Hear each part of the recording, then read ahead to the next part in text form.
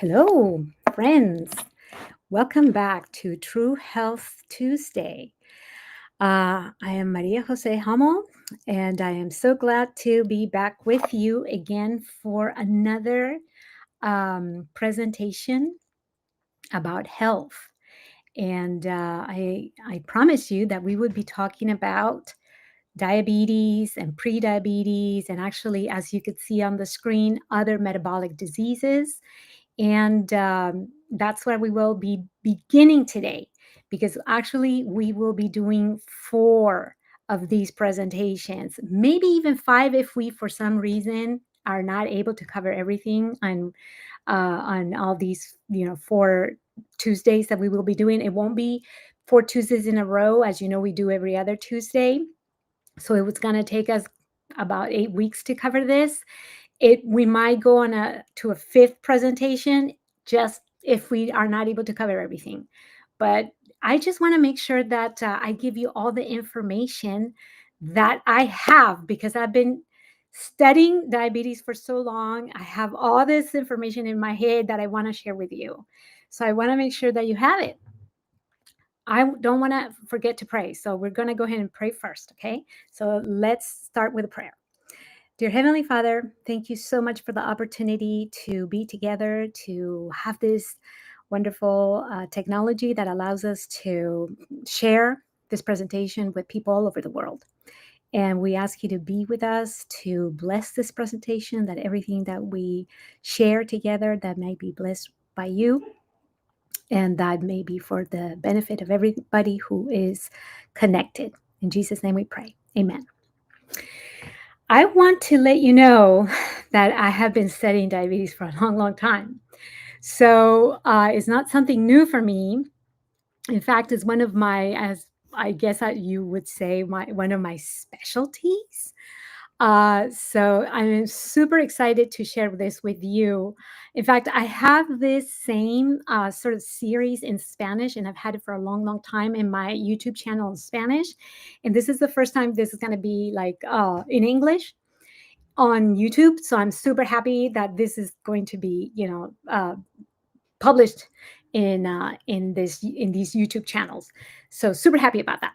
I just want to get started with the disclaimer that I always give, that this is not meant to be any kind of treatment for anybody. So I don't want anybody to think that this is going to be, somehow, some kind of prescription for anyone. It's not. It's just meant to be educational.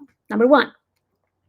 Number two, as you always know, I always go by the spiritual rule that I always follow, which is to the law and the testimony, as Isaiah 8:20 says. I hope you follow that as well.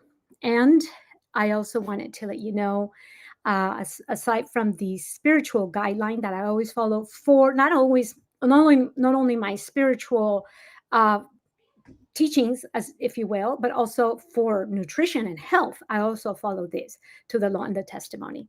But I also believe in the importance of scientific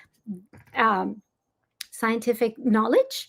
And as you see at the bottom, experts' opinion is kind of the lowest quality of scientific evidence, if you will. At the top, you see reviews, meta-analysis. That's the highest quality of scientific evidence. And if you wanted to know why I think that this is so important, this is from Christian Education. The top quotation says, "A knowledge of science of all kinds is power, and it is the purpose of God that advanced science shall be taught in our schools as a preparation for the work that is to precede the closing scenes of Earth's history." That's right now, I think.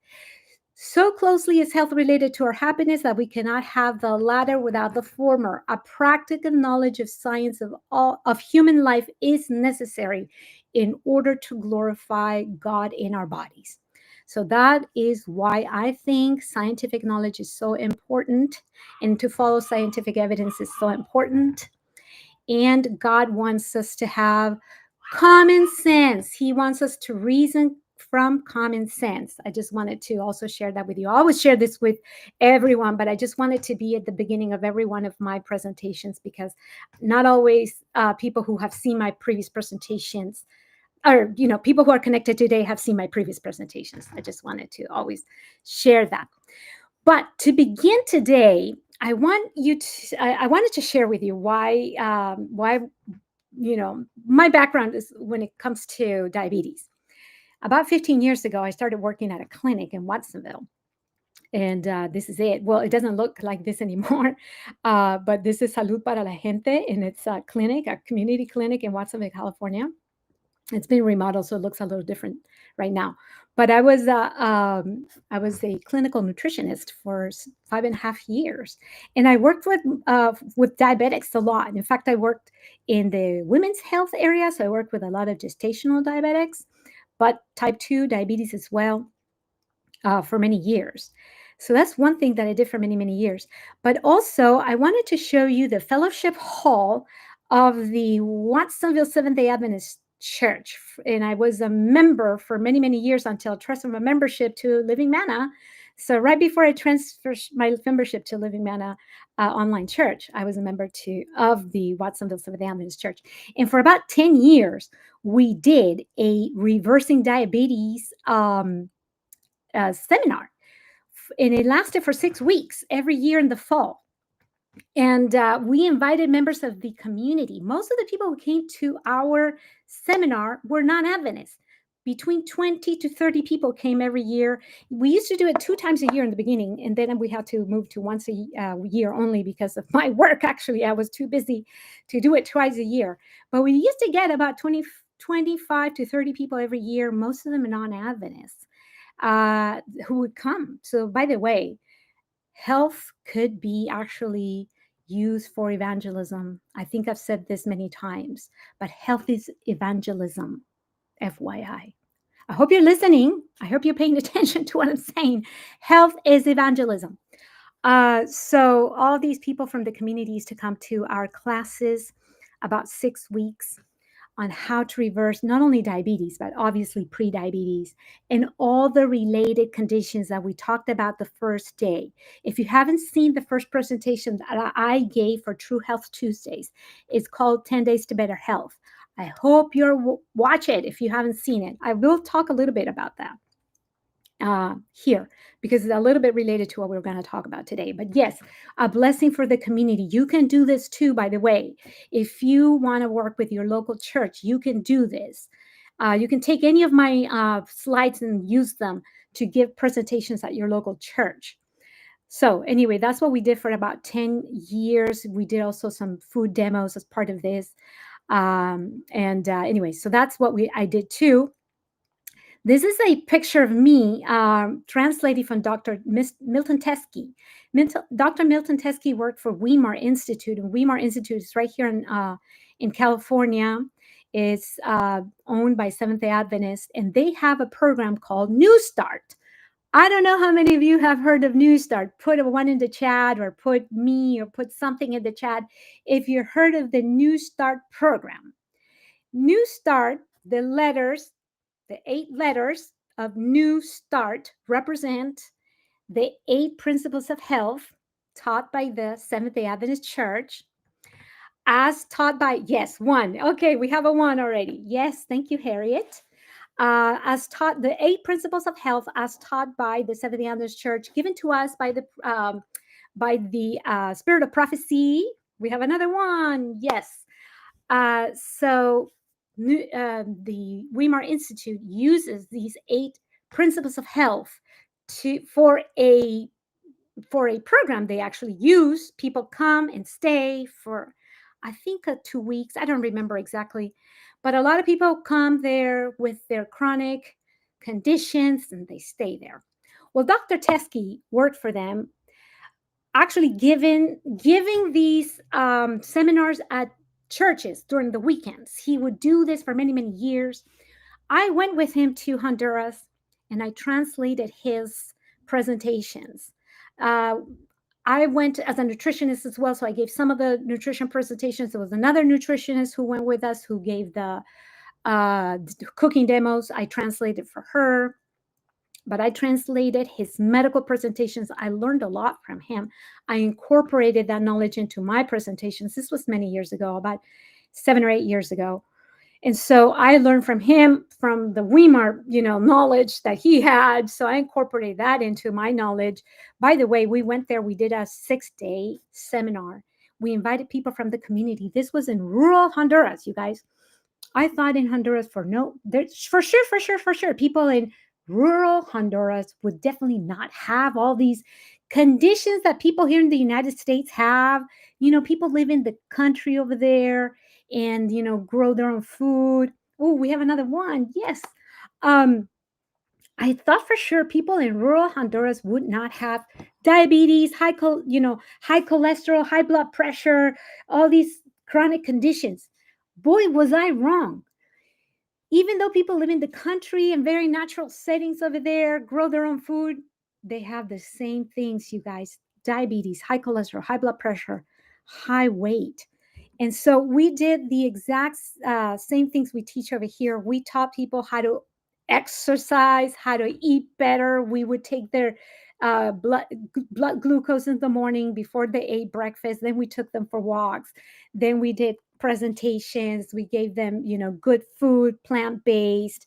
Like I said, I did some of the translation. Here's the other nutritionist from the Fresno Seventh Adventist Church, and I translated for her. So anyway, I learned a lot from these people, and that's how I learned a lot of the knowledge that I'll share today. And as I said, the first presentation that I gave, 10 Days to Better Health, today I work for a nonprofit, and we do a program called Community RX in English. The name in Spanish is Salud en tu Plato, which is a 10-day program we do for the community. And we help people to, first of all, eat a whole food plant-based diet for 10 days. And we help people to improve their health.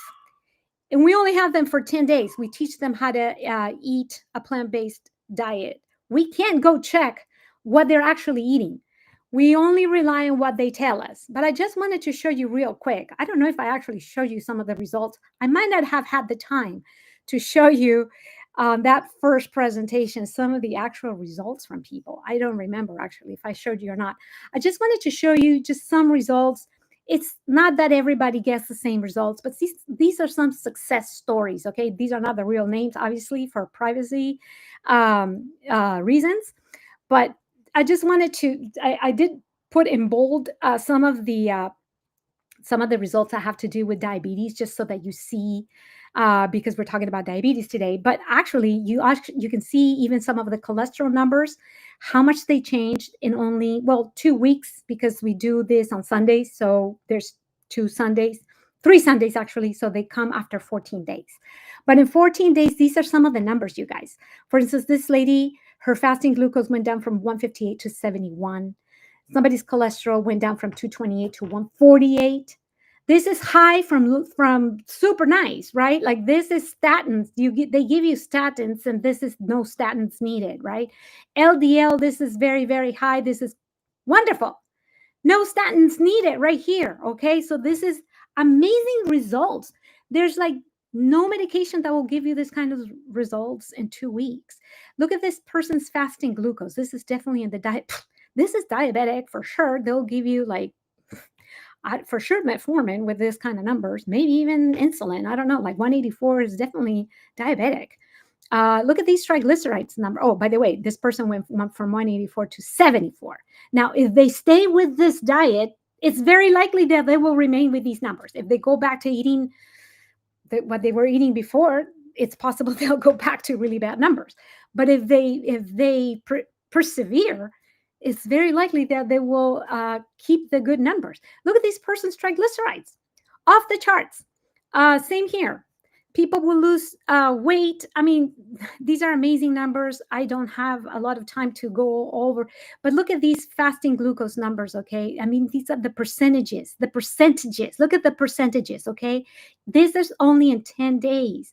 LDL dropped 22%, 25%, 27%, 30%, 38%, 51%. These are the kinds of numbers we see when people eat a whole food plant-based diet. This is just the diet. We don't even tell them to exercise. We don't have the ability to really do an intense lifestyle program. But at Weimar, that's what they do. Okay, that's what they do. Intense lifestyle. They cover everything. We only do the diets. This is the kind of things that you do. Are you a member of American Lifestyle? Oh, thank you. Because I was just going to show you that today I got an email. This is just very timely. It's not. I don't want to brag. It's not that I want to brag. I just wanted to let you know that I'm not making things up. That when I tell you these things, you can trust that this is good quality information. I just got an email from the American College of Lifestyle Medicine. I am a member, yes, but I got an email today that I finally got my certification for that I submitted all my paperwork like weeks ago. I am a member. I'm also certified as a lifestyle medicine professional. But I finally got my other certification, which is a certification for type 2 diabetes remission. So I have two certifications from the American College of Lifestyle Medicine. I have the certification for being a lifestyle medicine professional. That's like the basic certification. But this is an additional certification for type 2 diabetes remission because I took the additional classes for diabetes remission, type 2 diabetes remission. I just got this email today, so I just wanted to share this with you. I'm super happy that I got this certification as well. So this is very timely, super duper. So Pamela, you're also, yay, also super duper. Yeah, this is a great organization. And one of the things that I really was very ingrained in my brain after I got certified is the importance of evidence, of being evidence based. And I really appreciate that from the training. Uh, yeah, thank you, Pamela, from the training from American College of Lifestyle Medicine, which, by the way, is an organization that was started by Adventist doctors. It's now expanded way beyond that, yeah, it's a very great organization. I really like it. Anyway, I wanted to then move on and let's talk about why are diabetes and other chronic diseases so common and why are they related. We're going to talk about that too. But there, as you know, there's different types of diabetes. Diabetes type 2 is the most common one. 90 to 95% of diabetics are type 2 diabetics, but it's not the only kind of diabetes, as you probably know. There's type 1, which is actually an autoimmune disease. It's not as common as type 1. As type 2, sorry. Type 2 is the most common. Type 1 is much less common, is an autoimmune disease. It used to be called juvenile diabetes. Did you know this? It's no longer called juvenile diabetes. Do you know why type 1 diabetes is no longer called juvenile diabetes? It's the kind of diabetes that happens because the cells in the pancreas that are in charge of producing insulin in the pancreas are completely destroyed uh, by this autoimmune process that happens. In other words, your own immune system destroys these cells that produce insulin. But this usually happens in childhood. And so it's usually diagnosed in childhood. And by default, you absolutely have to take insulin for the rest of your life.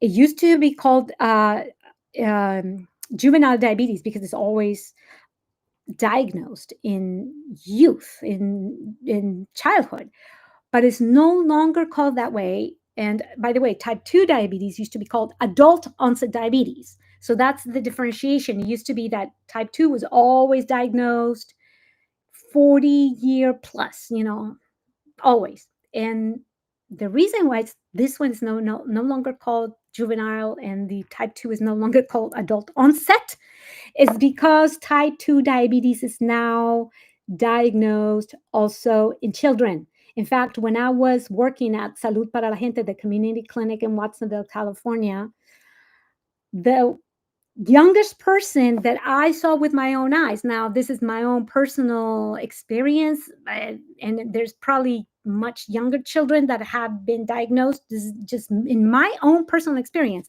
The youngest person that I saw with my own eyes in my office with type 2 diabetes already diagnosed and taking medications for type 2 diabetes was 12 years old. A young girl with type 2.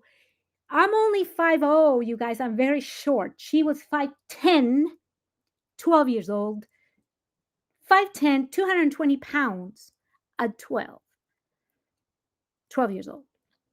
So, and that's only the youngest person I have seen. There's probably younger children with type 2. Therefore, type 2 is no longer adult onset. So type 1 cannot just be called juvenile because guess what? Type 2 is also juvenile, if you will, if it happens at young ages. So those terms are no longer used. Okay, so that's type 1. It's an autoimmune disease. Type 1. Type 2 is not an autoimmune disease. It's a lifestyle disease. That's the one we're going to concentrate a little bit more because it's related to the other ones that we have been talking about. Because it has to do with insulin resistance, which is what we talked about on the first presentation when we talked about 10 days to better health. And the body is okay. Somebody's talking about the body makes its own insulin every day. Yes, except for type 1. So it doesn't, because then the autoimmune process actually destroys those cells. Okay, there's also gestational diabetes that I mentioned earlier, and it's a little bit related to actually the lifestyle diabetes, in the sense, I don't know how many of you know this, but 50% of women, actually, 50% of women who have had gestational diabetes go on to develop type 2 diabetes. Did you know this? How many of you knew this? 50% of women with gestational diabetes go on to develop type 2. And with Hispanic women, at least, I think most minority women, people of color, it's within the first 5 years after giving birth. How many of you knew this? So yes, they are related. They're actually related, type 2 and gestational. All right. There's another one, you guys. How many of you have heard of type 1.5? I bet you haven't heard of that. Or most of you. How many of you had heard of 1.5 before today? 1.5. It's actually it's autoimmune diabetes, just like diabetes 1, type 1, but it happens in adult age. That's why it's 1.5. It's kind of in between 1 and 2. So Pamela had heard of it. That's because she's a member of ACLM. That's why she heard it. All right, great, Pamela. Congrats. Anybody else have heard of this? Anyway, it's between 1 and 2 because it's autoimmune, but it happens in adult life. So it's latent autoimmune diabetes in adults, LADA. Interesting, right? It could be misdiagnosed as type 2. So you have to be careful. If you have diabetes and you tried lifestyle modifications, and for some reason that is not responding to lifestyle modifications, you could have your doctor check for antibodies, and they could determine whether you have an autoimmune diabetes. And it could be an autoimmune diabetes. In that case, it's 1.5. It's not 2. And in that case, you might need to take insulin, just if you had type 1. But we will talk about actually how lifestyle modifications are just as important for people who have type 1 diabetes, 1.5, 2, all of the diabetes, actually. All right, one more thing. Have you ever heard of type 3 diabetes? Anybody? You're like, what? Many of you are probably like, you gotta be kidding me. There's no such a thing as type 3 diabetes. Never heard of this. Well, there's a hint right here, right? On the screen. It says sugar in your brain. It has to do with the brain. Will you in the future talk about types of anemia? Well, that's a good idea. I could. Tell me more about it. What do you want to hear? All right, I'll tell you what type 3. Here it is. Do you see? Alzheimer's disease. Alzheimer's disease. You can take a picture of this, read it on your own. Basically, what it says right here is that insulin resistance. Remember when we talked about insulin resistance? Any of you who watched the first presentation, 10 Days to Better Health, we talked about the underlying reason for diabetes and prediabetes and all the other conditions related to insulin resistance. It could actually happen in the brain too. That's what this abstract is talking about. And if you go on to read the whole study, it will tell you basically that insulin resistance happens in the brain. It happens in the whole body, obviously. So that's what it's talking about. Now, if you haven't watched the first presentation, I highly recommend you go back and watch it because I won't have too much time. I don't want to take too much time talking about the root cause of type 2 diabetes and the other chronic diseases. We already covered it. So I don't want to spend too much time on it. But okay, my microcystic anemia, I will make a note of that and I will look into it. And thank you for that suggestion. All right. I will not, like I said, I won't spend too much time on this because it's already been covered in that first presentation. But what we talked about in the first presentation was the fact that we have glucose, as you know, is the fuel for the cells. That fuel needs to go inside of the cells and it goes into the cells through these receptors. These receptors are usually not open all the time. And what opens these receptors is insulin, which acts as a key. Sometimes it's illustrated as a key. I illustrated in my little drawing here as a stick man. Basically, what the insulin does is opens up the receptors for glucose to go inside of the cell, then to be used as a fuel. And actually, in this drawing, what you see right here, these little organelles inside the cell that you see with the green and the little red inside, these organelles inside the cell are called mitochondria. And the mitochondria is basically like the little engines or the furnaces, if you will. That's where the glucose gets converted into energy. It's kind of like the engines inside of the cell, which actually make the energy for you to function, for you to move, for you to wake up, do everything you need to do. All the cells, everything that happens in your body needs energy. So that's where the magic happens in the mitochondria. So basically, the glucose is the fuel for that. So the insulin opens up these channels for the glucose to go in and be used up as the fuel. But what's been happening with the modern lifestyle, if you will, sedentarism and excess calories, particularly excess fat in the diet and accumulation of fat in the body as well, is that we have this intramyocellular accumulation of lipids. Intramyocellular lipids. We talked about this. So if you haven't heard this, I'm just going over it again, but I really covered it in detail in that first presentation, 10 Days to Better Health. So what we have is an accumulation of fat within the cells. This is the intramyocellular. Intra means inside. Myo means muscle. Cellular means cells. So inside of muscle cells, mostly. Lipids means fat.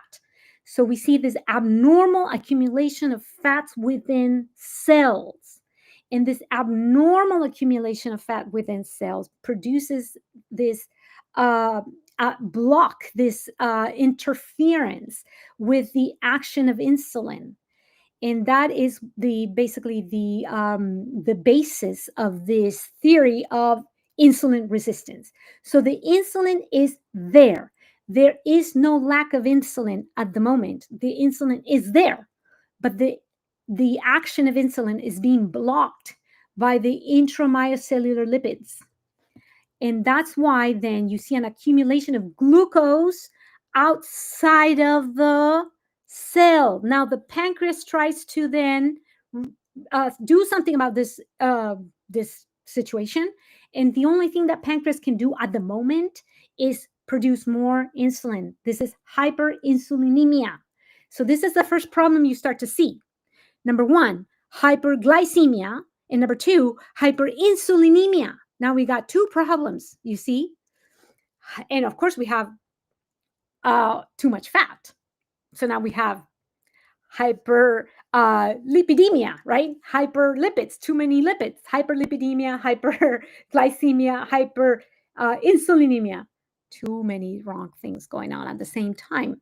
Now, the thing is, all of this insulin actually is kind of covering up the problem. We'll see that in a minute, but it's actually covering up the problem. I did talk about this last time too, but I just wanted to show you other illustrations. This is more of a textbook illustration, and you see normal cell here, and the insulin and the glucose is going in. The glucose is these red little balls is actually going in normally. But the bottom here, this is an insulin resistant cell. You see the blocked channels, the insulin receptors, well, they're blocked, and the glucose is not going in. And in this other illustration, here are the yellow balls. Do you see the yellow balls right there? That's the intramyocellular lipid. Do you see that? Intramyocellular lipid means fat, you guys, fat inside of the cell. Inside of the cell. That's very important. Now, here's another illustration just for, sake of more illustrations so that you see what is a uh, healthy process. The top, in type 1, the pancreas is not producing insulin. That's type 1. That's the middle one. Type 2, insulin is being produced. That's the difference. In type 2, insulin is there. What's not happening is the insulin working properly. So that's insulin resistance. Insulin is there, but it's not working. All right. Also, last time I showed you, first, before that, I wanted to make sure that I mentioned that insulin is being produced in extra amounts. That's hyperinsulinemia. That's one way you can actually know if you have insulin resistance. Your doctor can order that test. You can be tested for hyperinsulinemia. That's one way to know if you have insulin resistance. Last time I also showed this table. This comes from the book Goodbye Diabetes. I actually recommend this book. It's one of the first books I read on diabetes and insulin resistance. It's a great book from Dr. Wes Youngberg from Loma Linda. Highly recommend it. I actually met Dr. Wes Youngberg in person. He's a really nice person. So this is one table that is very illustrative of what I'm kind of the point I'm trying to make. Because the top row, you see fasting blood sugar.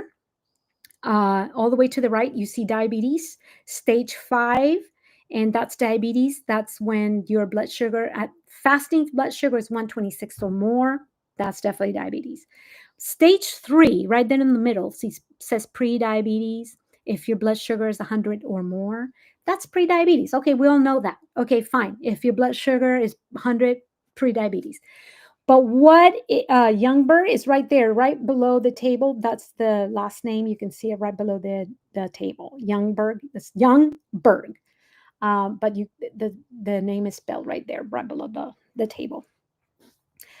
But the point I made last time is that, and this is actually in the book, and it's very well explained by Dr. Youngberg in the book, is that if your blood sugar fasting is above the optimal, and look at optimals all the way in the left. Optimal blood sugar is between 70 and 84. All right. But it's below pre-diabetes. That's stage 3 over here. So it's 100 and plus.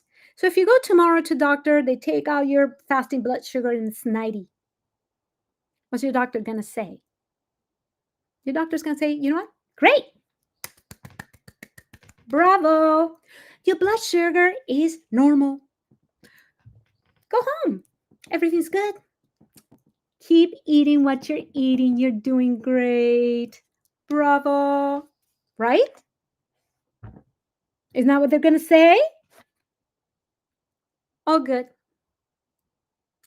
Dr. Youngberg says, and actually he's not the only one. This is, if you're a member of ACLM, you're probably going to hear this over and over again. What's going on here is that maybe this is not all good. It's above optimal, below prediabetes.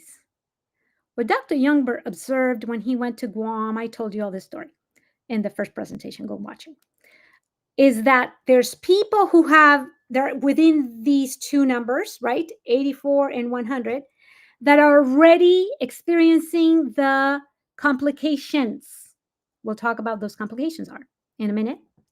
That are already experiencing the complications of high blood sugar, or actually the complications of insulin resistance, without having prediabetes yet, without having, listen to me, this is very important. They are already experiencing the complications of insulin resistance before having prediabetes. The complications of insulin resistance. Because you can have insulin resistance and have the complications of insulin resistance before having the prediabetes, before having diabetes. That's the issue.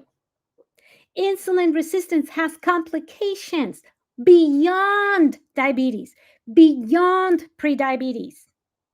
That's why I titled this presentation Reversing Diabetes and Metabolic Diseases, because it's not just about diabetes and prediabetes, it's other things related. That's why it's important to know this. What is insulin resistance and its complications? Well, these people were experiencing those complications way before they started having prediabetes. This is a process that can last years before you get to prediabetes. You see what I'm saying? That's why it's important to know this. Dr. Youngberg observed these people. They were young. Why were they having high blood pressure, fatty liver, and high lipids and all these other things, and high triglycerides? And all? Why? They were young. Why were they having these things? Well, because they were insulin resistant. So then he actually published another one later, this other table, much more expanded. And at the bottom, do you see the bottom row? It says increased heart disease risk. Do you see that? The bottom? That's why this is important to know. Because you start experiencing increased heart disease risk way before you get to pre-diabetes. Way before diabetes, for sure. You don't have to have diabetes to have increased heart disease risk. You don't even have to have pre-diabetes. Look at this table. You already have 20% increased heart disease risk. You don't even have pre-diabetes yet. No pre-diabetes yet. Your doctor will say your blood sugar is normal at 95. You already have higher risk of heart disease. See? Why? Because there's insulin resistance. Now, I also showed you this last time. I don't know if you remember it. These are the complications. Do you see how many? Here's type 1. Here's type 1.5. Do you see the top? Type 1. Then type 1.5. We already talked about this. Prediabetes. Type 2. Gestational. Okay, that's all the diabetes we talked about. Then on the right, after gestational, there's cancer. What's cancer have to do with all of this? High blood sugar is a high risk for cancer, you guys. It is. Coronary artery disease. We already know that. Did you know that 70% of diabetics don't die of diabetes? They die of either a heart attack or a stroke. 70% of diabetics die of either a heart attack or a stroke. Hypertension, atherosclerosis, obesity, high cholesterol, fatty liver, PCOS, What's that have to do with anything? Yes, insulin resistance is related to PCOS. Alzheimer's, I just mentioned that. Type 3 diabetes. What? Yes. Neuropathy, well, we already know that diabetics have that. Blindness, yes. Your retina, which is up above, says retinopathy. Your retina detaches and you become blind. I met someone at 40 years old, right here in Watsonville, 20 minutes from where I live. 40-year-old lady, young woman, 40 years old, super young, don't you think? 40 years old, completely blind from diabetes. So neuropathy, blindness, kidney failure. How many people have I met that have dialysis? I can't even tell you. Getting dialysis because of diabetes. Do you know how much it lowers the quality of life to have to go to some dialysis center 3 or 4 times a week, be hooked up to a machine for hours? You know what that dialysis machine does? It takes all your blood out, filters it, because that's what your kidneys are. They're filters. They'll filter the poison in your blood, put it in the pee, and basically flush it out of your body. And when your kidneys don't work, you poison yourself, right? You don't flush out all the poison, so you start poisoning yourself. So you have to be hooked into a machine that will filter those poisons out of your toxins out of your body, so you don't poison yourself. That's what dialysis is. So kidney failure, retinopathy, and erectile dysfunction. All of these things are related to insulin resistance. You can have all of these things, or these things that are not diabetes, of course, before diabetes. That's why it's so important. That's why it's so important to know about these things. We talked about the liver. Fatty liver is an insulin-resistant liver. And you could have high cholesterol. I already said high cholesterol, high glucose, high fatty acids. So hypercholesterolemia, hyperglycemia, hyperlipidemia. And this high cholesterol will spill out into the rest of your body and travel through these arteries. This high cholesterol will travel through these arteries and start to accumulate inside of the arteries. And guess what? That will then lead to atherosclerosis, then will LDL concentrations, arterial plaque, hypertension. You will need statins, and of course, it will lead to higher mortality, all these diseases. So what, again, are the reasons for this? Is the fat. And so people confuse this, right? People confuse this, think it's all the sugar. It's not just all the sugar. The sugar just turns into fat. That's why sugar is a problem, because it turns into fat. But people forget that fat is already fat. It doesn't have to be turned into fat. Fat is already fat, and consuming too much fat is just as much of a problem. In fact, it's a bigger problem. And of course, lack of exercise, because if we were running marathons every day, then it would be no problem. You see? Now, look at this interesting slide.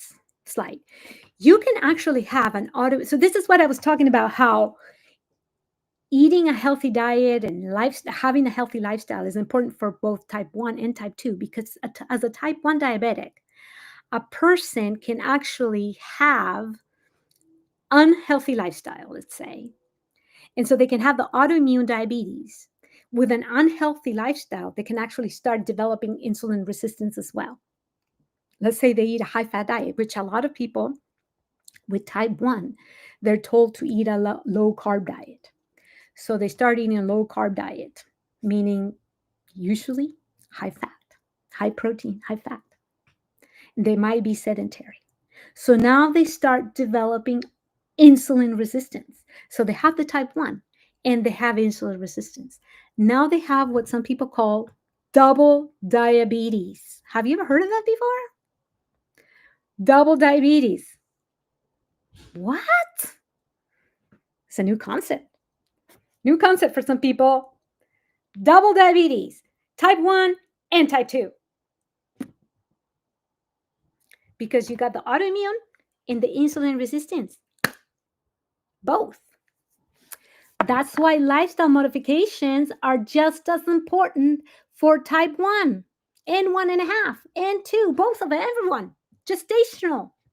Everybody will benefit from lifestyle modifications. Isn't that interesting? Now, here's where the confusion comes. I ask people, what elevates blood sugar more? Eating high carb or high fat? What do you think? What in a person who's not diabetic, okay? A person who's not diabetic, what will elevate blood sugar more? Put it in the chat. Eating a high fat meal or eating a high carb meal?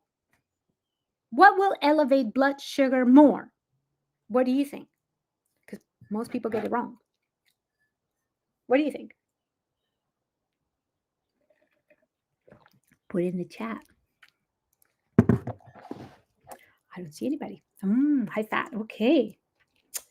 Last time I did this with a Spanish group, I had half and half. Half people said high carb, and the other half said high fat. I was like, well, because I usually get, so 5 years ago, I would ask this question. 90% would say high carb. The other day, I did this presentation last week on Tuesday, actually, last week, 7 days ago, with a Spanish. Oh, so far it's 4 high fats, no high carbs so far. Ooh, high fat is winning.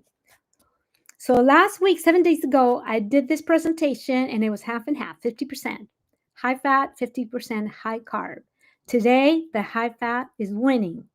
I think I have a very educated group today. Well, you guys, congrats, because the high fat won today.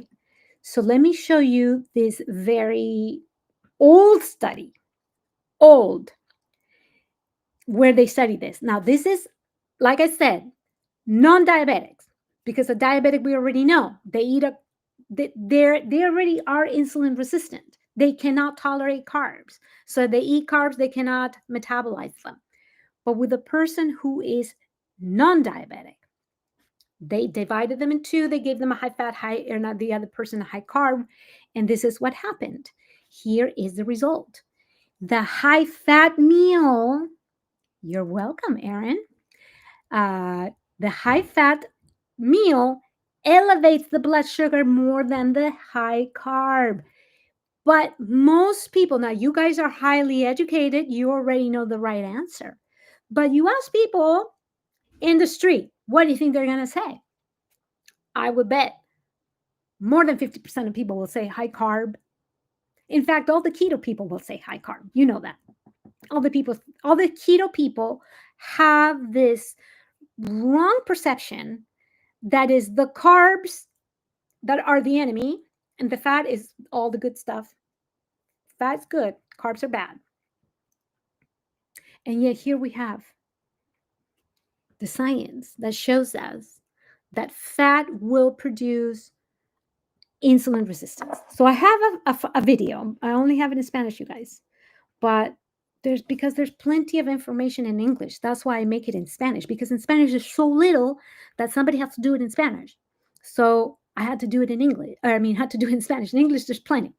So I had a Spanish video, but you know what? In my Spanish channel, that's the one video that has the most thumbs down. Is so unpopular because all the keto haters, the keto haters that hate my video, they love keto, they hate my video. So the video is called Why the Keto Diet is the Worst for Diabetes. So the people who love keto and hate my video, thumbs down on my video. And I say that keto diet is the worst for diabetes. The reason why is because you start eating high fat. Okay, you're not eating any carbs. So of course, you start eating keto, you're not eating carbs, okay? All of a sudden, your A1C is like on the floor. Your fasting glucose is like, boom, super low. Why? Of course, you're not eating carbs. What are you going to convert into glucose? You got no carbs in your diet. You've got no glucose. So, of course, your glucose is low. but you're eating all this fat, all this fat, all this fat, all this fat. Guess what's happening? You're making yourself super insulin resistant. You're making yourself super carb intolerant. While you're not eating any carbs, no problem. Guess what? After 6 months, guess what happens next time you eat an apple? You have a piece of bread. Guess what happens to your glucose? Boom. All of a sudden, you can't eat bread anymore. You can't metabolize carbs. Is that what you want? Not being able to ever eat normal, like a normal person? Most people stay on keto for 6 months and then they drop because they can't live like that forever. It's not sustainable for most people. Did you know that? Most people can't live like that. Anyway, so just so you know, I think it's the worst. I wanted to give you some interesting statistics. I think this is kind of scary, honestly.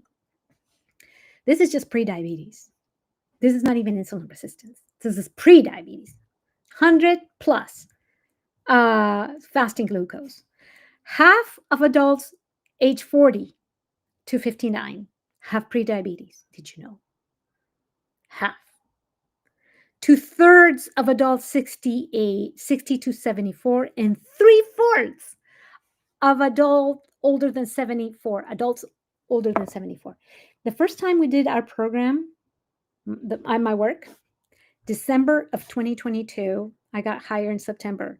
We did it in December 2022. And my boss said, we should partner with a church.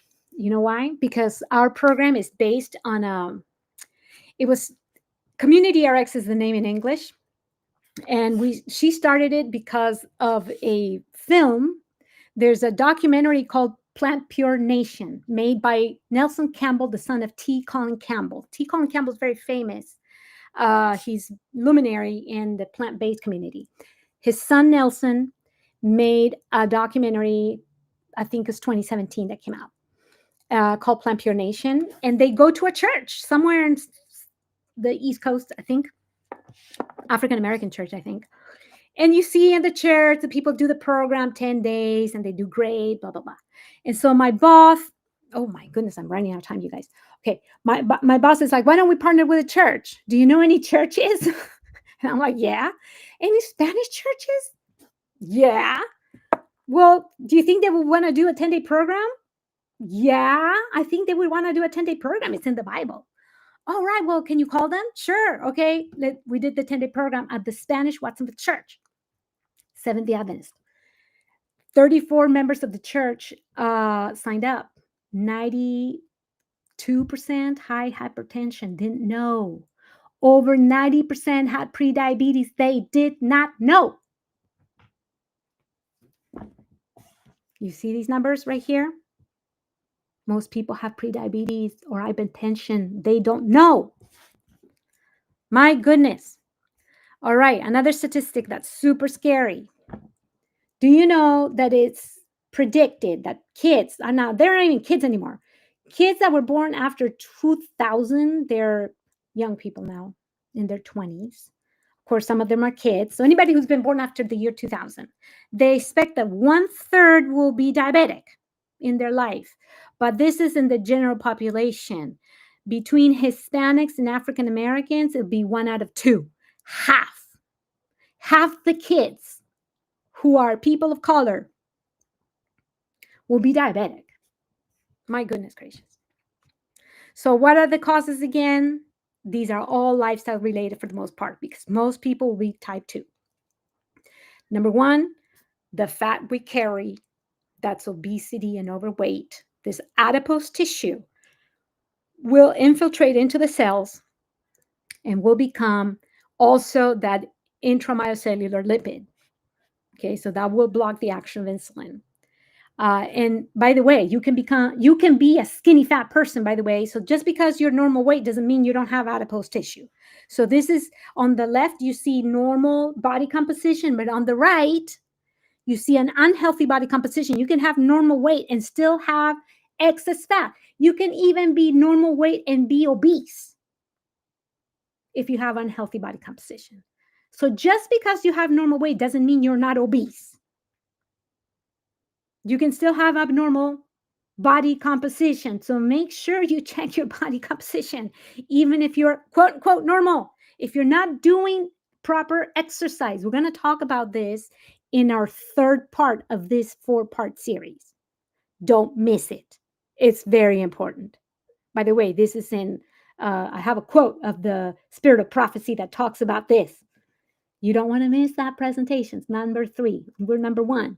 So be in 6 weeks or 4 weeks. I don't even know how to count anymore, but don't miss that one. Number 3. All right. Number 2 cause, rich diet. Eating excess fat. That fat does not need to be converted into fat. The sugar will be converted to fat.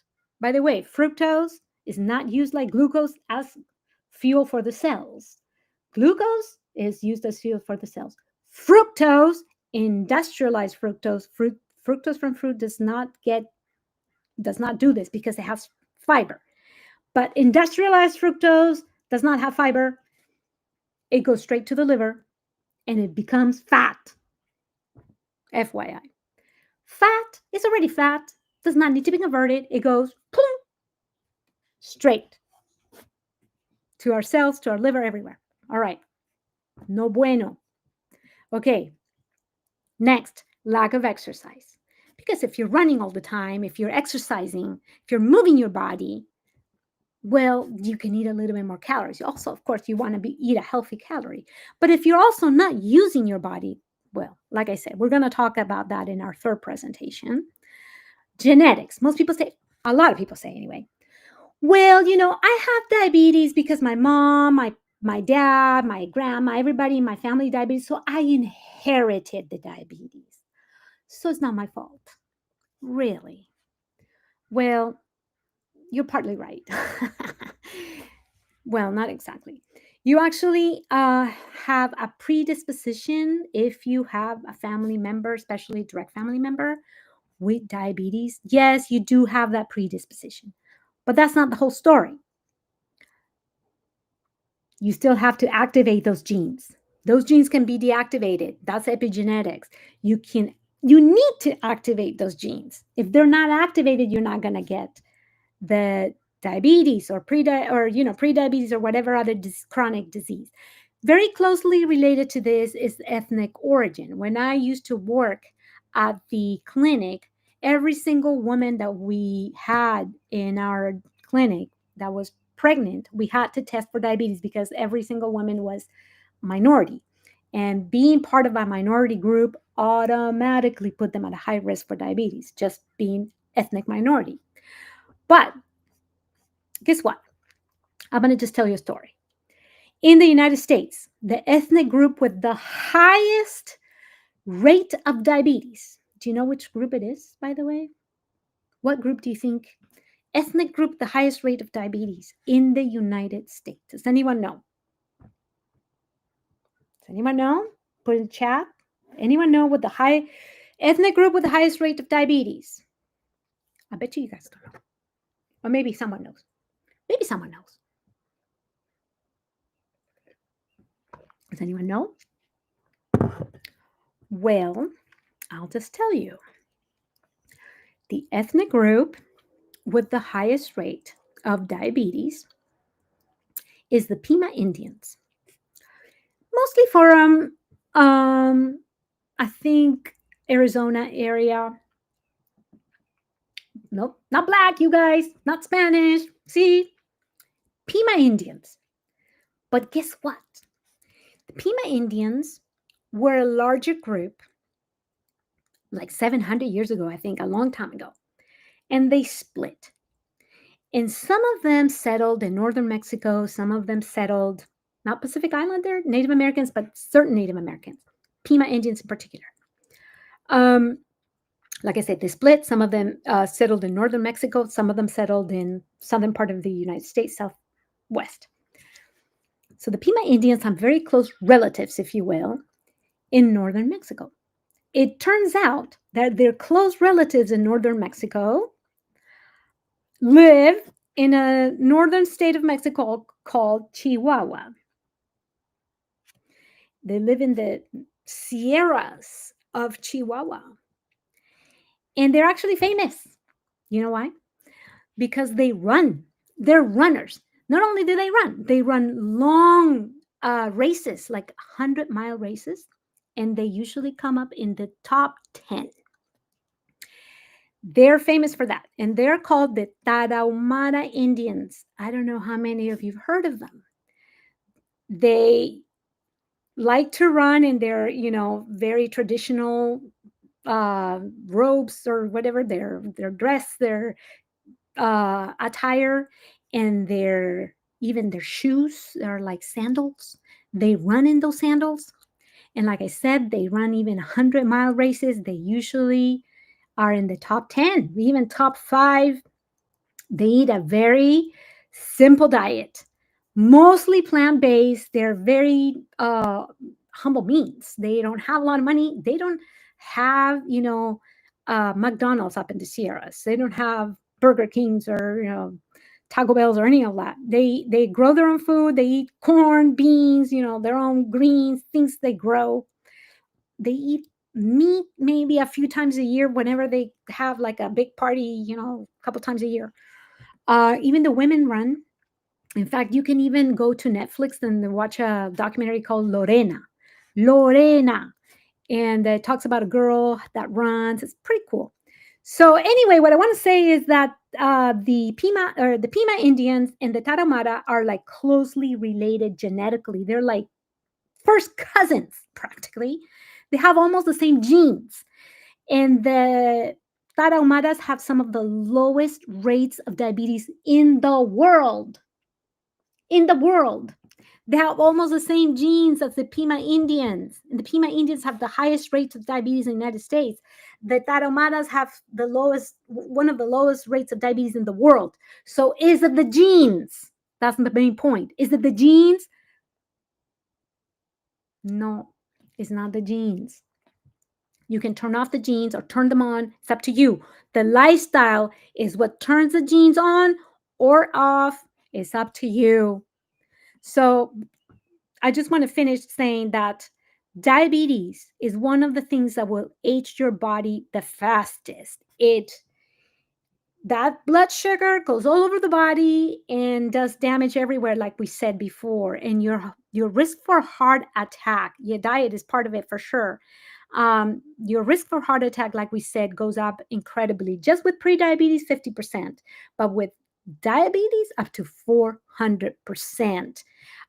Because, like we said, and your risk for stroke goes up incredibly because even the arteries of your brain start to be affected. As I said before, 70% of diabetics die of either a heart attack or a stroke. And of course, we have all these other complications, like I mentioned before, renal failure, and we have vision problems, blindness, and amputations because of the infections, because their immune system is quite lowered. All this blood sugar higher lowers the immune system. That's a whole other topic. When COVID came up, that's when my videos went viral because I started talking about the immune system, and how to improve your immune system following 8 basic principles. Poof, my videos went really viral with that. So anyway, the four-part series, we're going to delve very deeply into how completely reverse prediabetes and the underlying condition for prediabetes and type 2 diabetes, which is actually insulin resistance.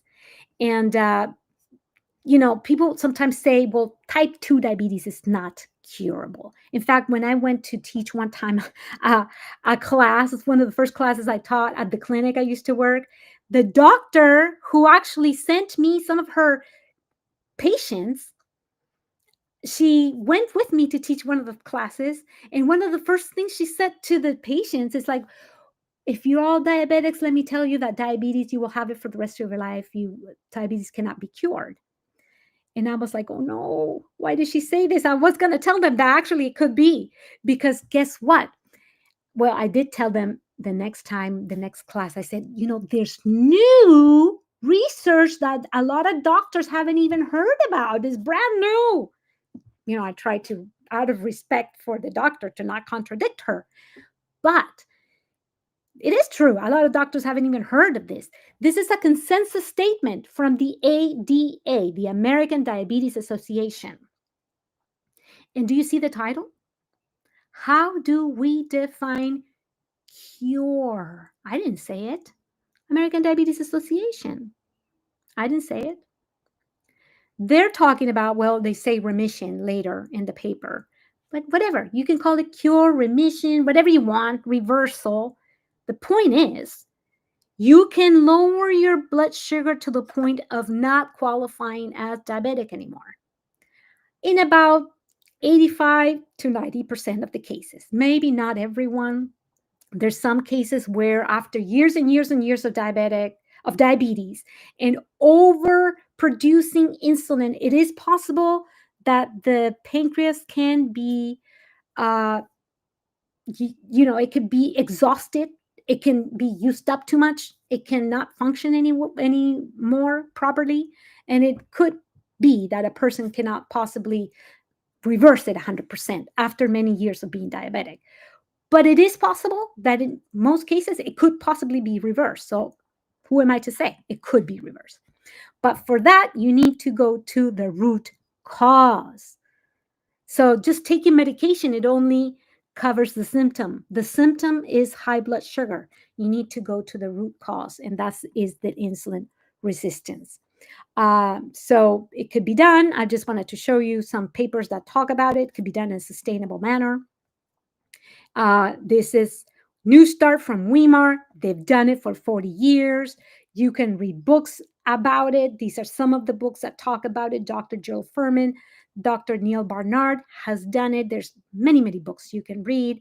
And of course, there's books from other authors that talk about all the other complications like heart disease. There's books that talk about the autoimmune diseases and many other things that you can, like documentaries and stuff. So why is this more widely known? Well, because first of all, it takes sometimes decades, generations for this information to trickle down from research into medical practice. Sometimes the doctors just think that the patients won't follow it, unfortunately. And sometimes it's true the patients won't follow it. They rather take the pill. Sometimes we as patients want the easy way out. We as patients sometimes rather take the pill. So sometimes the doctors are right.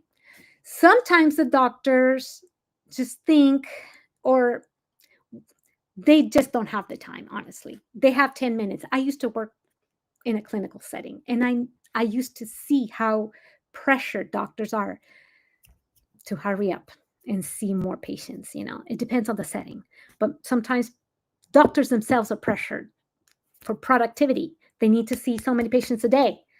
They just don't have the time to sit down and talk with each patient for 1 hour to tell them about the diet and the exercise and all. They just don't have that kind of time. So it's just easier to write a prescription and just next, unfortunately. It's just the reality. And in medical journals, this is another truth, very sad, but they're dominated by the pharmaceutical industry that sponsors the studies. So not all these studies are published in the more, the more read out the studies that are the journals that are more widely read. That's just the sad reality, unfortunately. So that's why a lot of doctors don't know. It's just not as well known. Anyway, we're trying to make it more well known. The next class, the next session in 2 weeks, we're going to go very in detail about the best diet to reverse insulin resistance, which is related to all those other complications that we talked about, prediabetes and type 2 diabetes. So if you want to know all the details about what's the best diet, so the actual eating pattern, nutrition for Insulin resistance, remember, it's related to all those metabolic conditions, prediabetes and diabetes. It will be in 2 weeks. Okay, we're going to talk about just the diet. After that, we're going to talk about the best kind of exercise. And most people have no idea. They just think walk. No, it's so much more than that. People are just mistaken about just so much more to that, okay? So we're going to talk about that in 4 weeks. And then we're going to talk about other things that much more that people have no idea about. There's just so much more I want to share with you. But anyway, with this is just the introduction. Uh, there's so much more information. I just wanted to show you one thing though. In the program that we do at my work, I just told you, Community RX, Salud en tu Plato. I wanted to show you just the results of our first year. These are just the averages of our first year. We've done it for 2 years now, and it's just about the same. But I just wanted to show you the averages. Again, we don't go to people's houses. We don't control what they eat. But we give them suggestions, and this is more or less what we've seen. In just 10 days, we see that the best results is definitely for lipids because we ask them to eat no oil. And so just leaving out the oil, leaving out the animal products, the lipids go down quite dramatically. So you can see right there the total cholesterol is 14% drop, but the LDL is 22% drop. So that's very, very dramatic. That's what you really can drop without oil and no animal products. The triglycerides go down pretty good, 6%, and the glucose goes down about 5%. So that's just in 2 or 10 days. But what we have seen in about 3 months, like in New Start program, is that if people follow this for 3 months and they add, so this is just the diet, if you add the lifestyle habits like exercise, sleep, and all the other things like stress management and all the drinking water, all the lifestyle changes, if you incorporate all of it, by about 3 months, over 80% of people who follow all the exercise and all the lifestyle habits, including the diet, about 80% of diabetics can reverse the diabetes if they do it. So I think that's great. I don't know about you, but I think that's wonderful.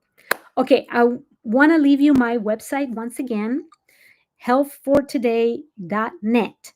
Because if any of you guys haven't gone there and you want to try eating a plant based diet for 10 days, you can try it. If you haven't done it yet, I recommend you do it. You can download the 10-day program, the Daniel Challenge, from this website, healthfortoday.net. And so if you go there, you see right there on the top, it says, let's say 10-day challenge, 10-day challenge. You click there and it's free. You don't even have to leave your, sometimes you go to these websites and you have to leave your email or whatever. I don't even ask you to do that. Just download it. You can also do the intermittent fasting. And if you combine a plant-based diet and intermittent fasting, I don't think how you cannot not lose weight. For people who want to lose weight, I think it's almost impossible not to lose weight if you combine those two things. So anyway, I think I've gone over my time as I usually do. If you have any questions, I can answer any leftover questions unless the producer says, no, you have to go now. But I wanted to thank you for your time. I hope this has questions are fine. She said questions is fine. If you guys have any questions, let me know, or else we'll finish with prayer. But I wanted to thank you for your time, and I hope this has been beneficial to you. Let's see. Perfect. I hope this has been beneficial for you. I hope this has given you at least an idea of what we will be talking next.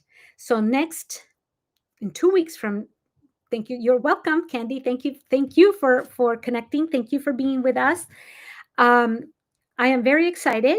I hope that the next few presentations will be beneficial. I hope you invite people to connect the next 3 sessions, because it will be a complete seminar on reversal of diabetes and prediabetes and insulin resistance and all the metabolic conditions that are related to insulin resistance. So, hypertension, hyperlipidemia, that means high cholesterol, LDL cholesterol, which is the bad cholesterol, or high triglycerides, fatty liver. That's another one that's very much a metabolic condition. Of course, anybody who has high overweight or obesity, usually it has to do with metabolic condition, because anyone who has high or insulin resistance producing too much insulin. And insulin itself is a growth hormone, and therefore it makes you gain weight. So it is very hard to lose weight if you have hyperinsulinemia. So anybody who has overweight, obesity, high cholesterol, high triglycerides, hypertension, any of these things, try to make them watch this one and the next 3. If I am oil free, can I still have avocados? I absolutely recommend eating avocados, nuts, seeds, any of these healthy fats, especially with your salads. Not a lot. You don't want to eat 2, 3, 4 avocados a day. A handful of nuts is about 1 ounce, is just about right for most people, unless you are a very active person like an athlete. Maybe 2 handfuls, or someone who is pregnant might need more calories. But you want to actually add those healthy fats, especially to your salads. Why?